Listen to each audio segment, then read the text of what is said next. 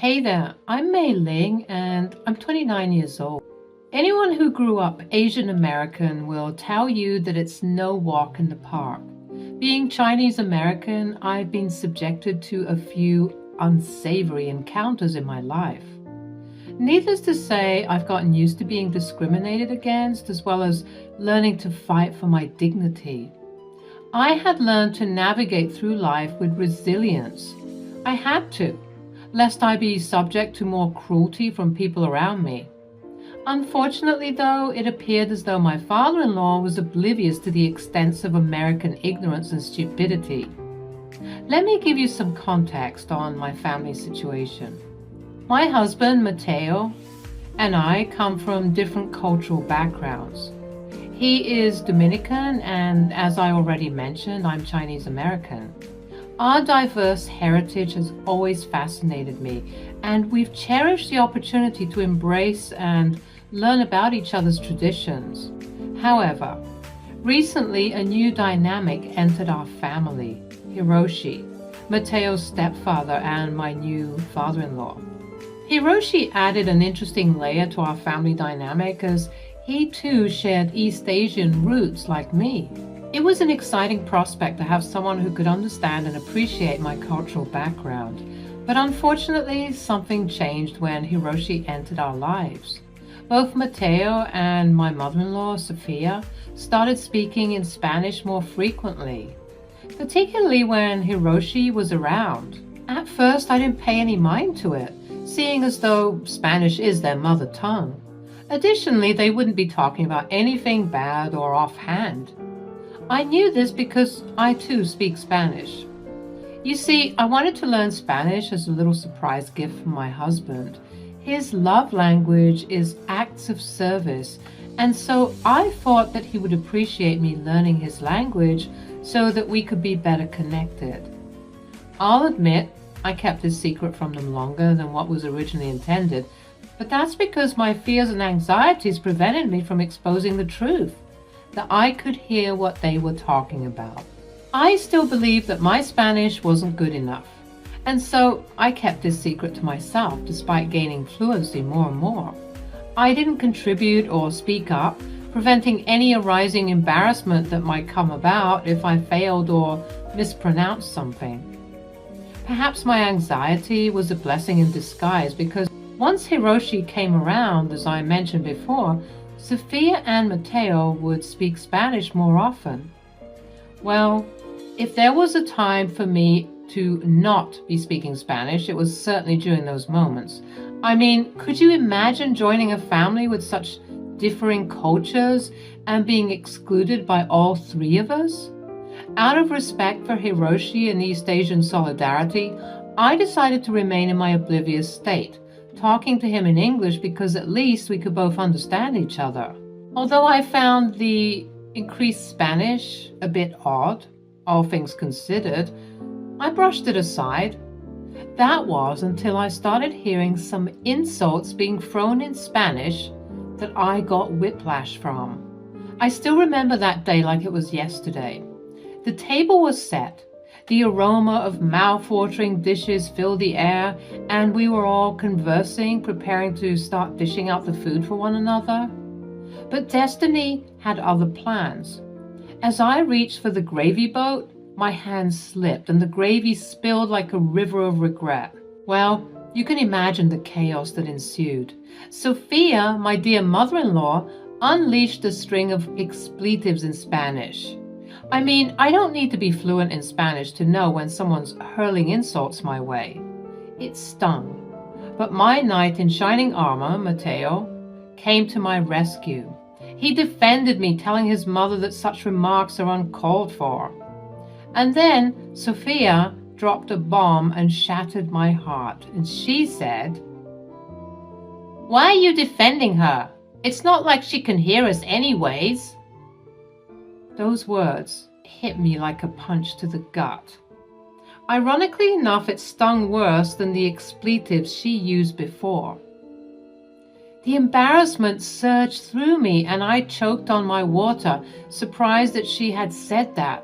It sounded so cold and so sinister, like she was used to speaking so freely about me in her language. As I gasped for air, Hiroshi embraced me with understanding and compassion. He reminded me that we all make mistakes, that accidents can happen, and that there was more gravy in the pot. Little did he know it wasn't the spilled gravy that had taken my breath away. It was the hurtful words uttered by Sophia, questioning my self-worth. I couldn't shake off the doubt that crept into my mind. Did I mishear her? Was I losing my grip on reality? I refused to believe that my own mother-in-law, someone who should have been a source of love and support, would speak about me in such a demeaning way. After dinner, haunted by Sophia's words, I sought confirmation. I turned to a Spanish-speaking friend and even resorted to trusty Google Translate. And wouldn't you know it, my worst fears were confirmed. Sophia had indeed been intentionally rude and disrespectful. I couldn't wrap my head around this newfound callousness. Why would Sophia harbor such disdain towards me? The questions swirled in my mind, but for the time being, I chose to keep my discoveries to myself. I decided to bide my time observing the dynamics within our multicultural family and waiting for the right moment to address this issue head on. The next morning, as we gathered around the breakfast table, there was an uncomfortable silence hanging in the air. I sat quietly, my thoughts racing, while the rest of the family engaged in their usual banter. Sophia and Mateo, like clockwork, began conversing in Spanish, as was their custom. Little did they know their words held more weight than they realized. Suddenly, Sophia dropped a bombshell. "I regret marrying this old stupid man," she uttered, completely unaware of my understanding of her words. My ears perked up and my heart sank. Once again, Sophia had let her true feelings slip, tarnishing the harmony of our eating rituals. Meanwhile, Hiroshi, the oblivious soul, chuckled and commented, "Wow, I should start learning Spanish so that I can hear what you two keep talking about." If only he knew the painful truth hidden beneath their laughter as they chuckled along with him. Sophia and Mateo dismissed it as innocent teasing, pretending that they weren't engaging in hurtful gossip right in front of Hiroshi's face. But the gossiping didn't stop there. Oh no, it continued with relentless fervor. Mateo and Sophia took turns mocking Hiroshi, each remark cutting deeper than the last. Examples? Let me paint the picture for you. They made fun of his accent, imitating his attempts to pronounce certain words. They poked fun at his cultural traditions, dismissing them as odd or unnecessary. And worst of all, they belittled his age, making jokes about him being past his prime. All the while I sat there, my discomfort growing by the second. It was as if I was witnessing a cruel game, where Hiroshi was the unwitting target of their scorn. My heart ached for him, for the pain he unknowingly endured at the hands of his own family. This was not the love and acceptance I had hoped for when our cultures merged. At that moment, I made a silent vow to myself. I would no longer stand idly by while this toxicity poisoned our family's bonds. Sophia might have gotten away with talking so foully about me, but I wouldn't let her drag this innocent old man into the mix.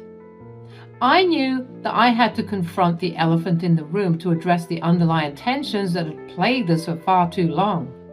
I would find a way to open their eyes, to make them realize the beauty of our multicultural family and the need for respect and compassion. As the days turned into weeks, I became more determined than ever to expose Mateo and Sophia's hurtful behavior towards Hiroshi. Armed with my trusty phone, I embarked on a mission to capture their demeaning conversations and reveal their true colors to the world. During every meal, I discreetly recorded their interactions, ensuring that their words would serve as undeniable evidence of their cruelty. With each passing day, The insults grew more vicious, and Hiroshi began to withdraw, noticing that something was certainly amiss for both he and I to constantly be excluded like this. His once vibrant spirit dimmed in the face of exclusion. I tried my best to steer the conversations towards topics we could all enjoy in English, hoping to create an inclusive atmosphere. But inevitably, Mateo and Sophia would revert to Spanish, drowning out any attempt to foster unity. Their gossiping and insults directed at Hiroshi poisoned the air, suffocating the joy that mealtime should have brought. When I would revisit those covert recordings, reconfirming what I had originally translated, I pieced together a heartbreaking truth. It appeared that Sophia had married Hiroshi solely for his wealth, lamenting the fact that she would have to wait until his passing to inherit his fortune. The depth of her greed shocked me. Meanwhile, Mateo, my husband, not only participated in these insults, but found amusement in his mother's despicable intentions. The weight of this knowledge pressed heavily on my heart. How could I have been so blind to their true nature? The very people I had expected to embrace and celebrate our unique family dynamic had betrayed that trust. It was clear that I had to take a stand, not only for Hiroshi's sake, but for the integrity and love our family deserved. In the silence of the night, I listened to those recorded conversations again and again, fueling my determination to confront Mateo and Sophia with the undeniable proof of their disdain. I knew it would be a difficult path to tread, fraught with tension and confrontation, but I couldn't let them continue their hurtful ways unchecked. As I lay awake formulating my plan, I vowed to myself that I would not allow their toxicity to poison our lives any longer. Hiroshi deserved better, and so did our family. With my heart set on change, I prepared to bring their hurtful actions to light, ready to challenge Mateo and Sophia's hurtful behavior head on. It was time for them to face the consequences of their actions, and for our family to embark on a journey towards healing and understanding. But I decided one major thing before confronting them. I thought that Hiroshi needed to hear about my discoveries first. He deserved to know the truth. I mustered up the courage to approach Hiroshi, sensing the heaviness that weighed upon his heart. With a sympathetic smile, I said, "Hey Hiroshi, how are you doing?" He let out a sigh and looked into my eyes, his vulnerability shining through. "Mei Ling, it's been difficult to be honest. I'm struggling to assimilate into this new family dynamic. The constant use of Spanish excludes me and I feel like an outsider. Maybe I should start those Spanish classes after all." I nodded in understanding, my heart aching for him. "I completely get it, Hiroshi. It's been weighing on me too, but I have something important to share with you." He looked intrigued, a spark of curiosity in his eyes. "What is it, Mei Ling?" Taking a deep breath, I revealed the secret I had been carrying. "Hiroshi, I understand Spanish. I've been able to follow every conversation that Mateo and Sophia have had. They didn't know because I never joined in on the Spanish conversations. I kept it a secret because I felt anxious and embarrassed about my pronunciation and grasp of the language. But I do understand them completely." Hiroshi's eyes widened in surprise. "Why didn't you ever let them know? I'm sure they would have helped you with the pronunciation and stuff." I smiled ruefully. "Well, Hiroshi, you're probably right. Like I said, I was anxious and embarrassed, and it was meant to be a surprise for Mateo after I'd learned enough of the language to have meaningful dialogue. But then I kept putting it off, thinking perhaps he wouldn't be impressed. Regardless, perhaps me not telling them was a blessing in disguise." "What do you mean?" "By keeping this secret, I was able to listen in on their conversations. And what I heard was hurtful and disrespectful. They've been ganging up on you, insulting you behind your back, They thought the language barrier protected them, but now they'll have to face the consequences. Confusion mixed with concern as Hiroshi tried to process my revelation. What do you mean? What have they been saying about me? Taking his hands in mine, I spoke with conviction.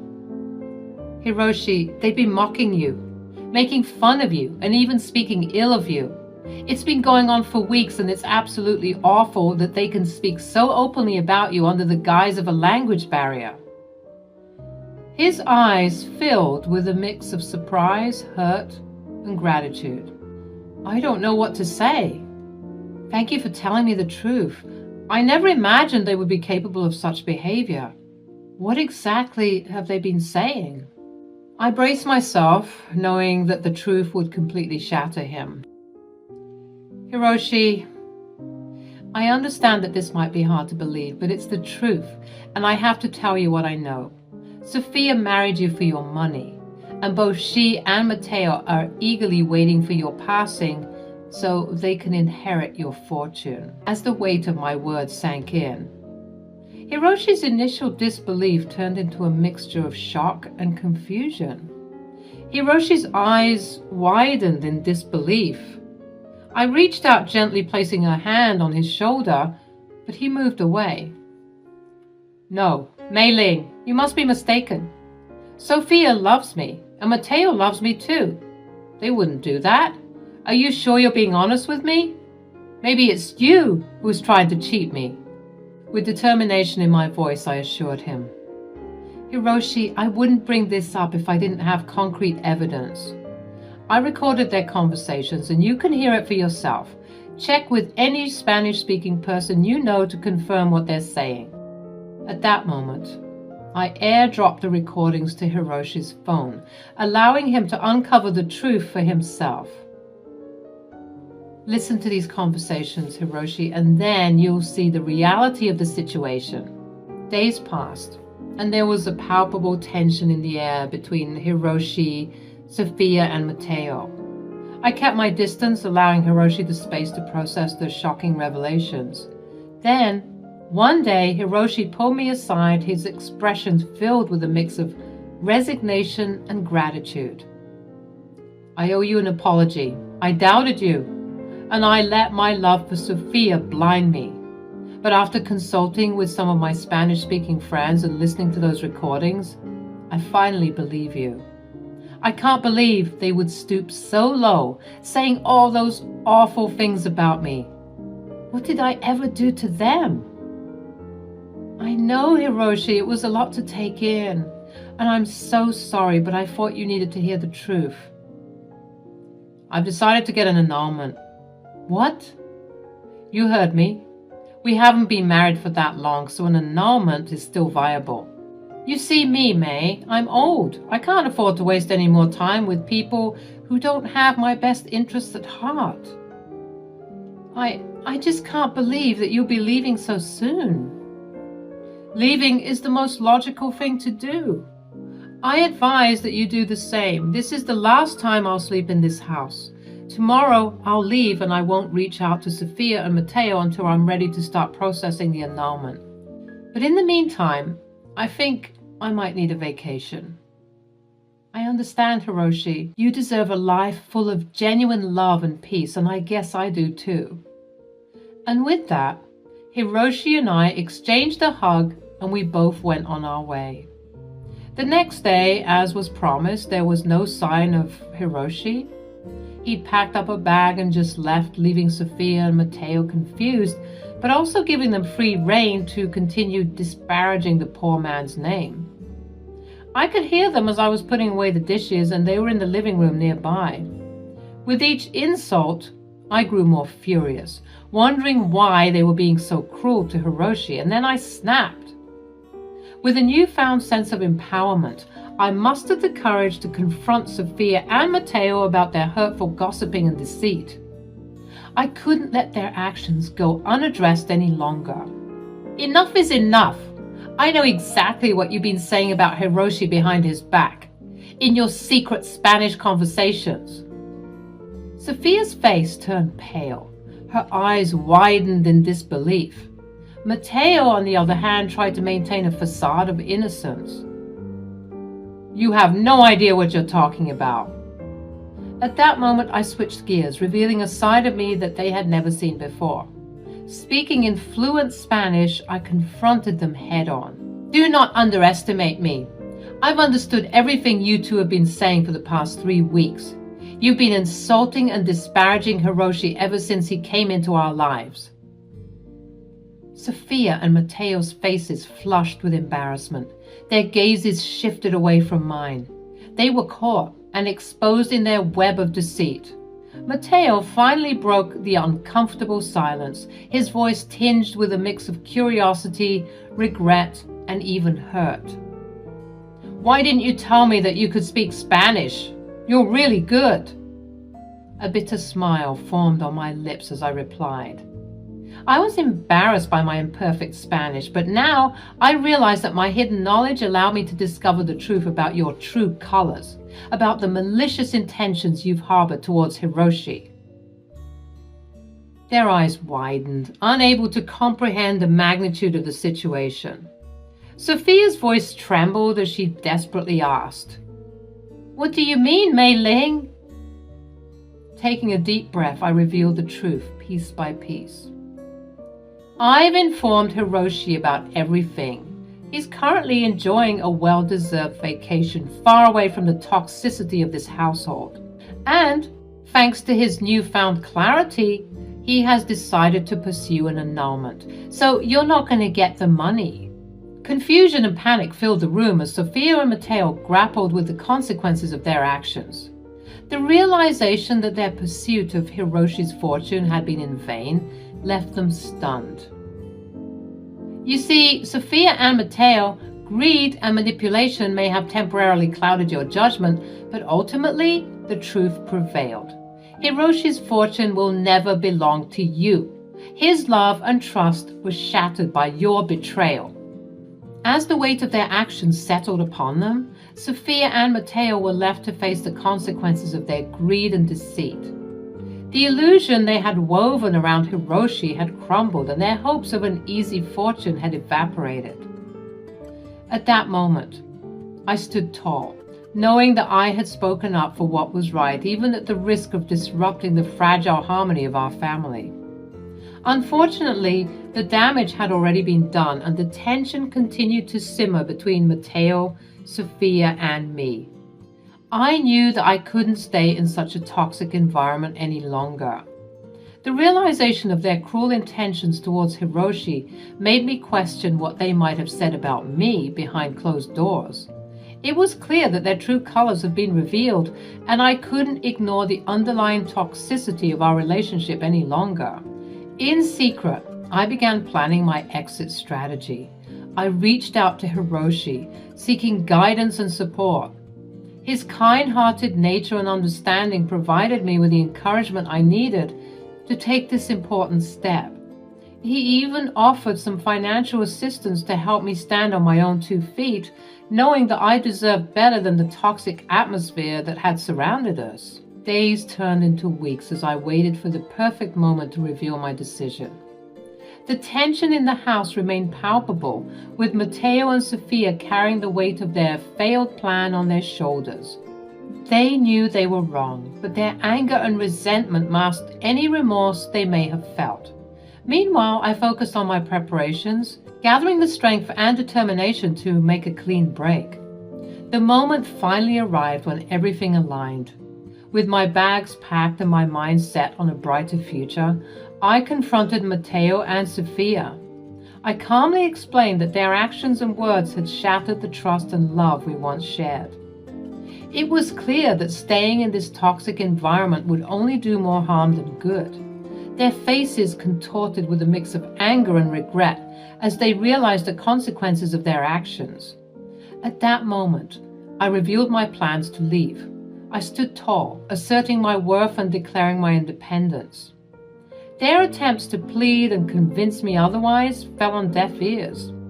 I had made up my mind and nothing could change it. With a final goodbye, I walked away from the toxicity that had plagued our lives, stepping into a new chapter of my own. As I embarked on this journey towards self-discovery and freedom, I carried the lessons learned from this experience with me. No longer would I allow myself to be confined by the expectations and judgments of others. I had found my voice, and I would use it to shape my destiny, leaving behind the negativity that had once consumed me. It was time to embrace my strength and forge a path that was true to who I am.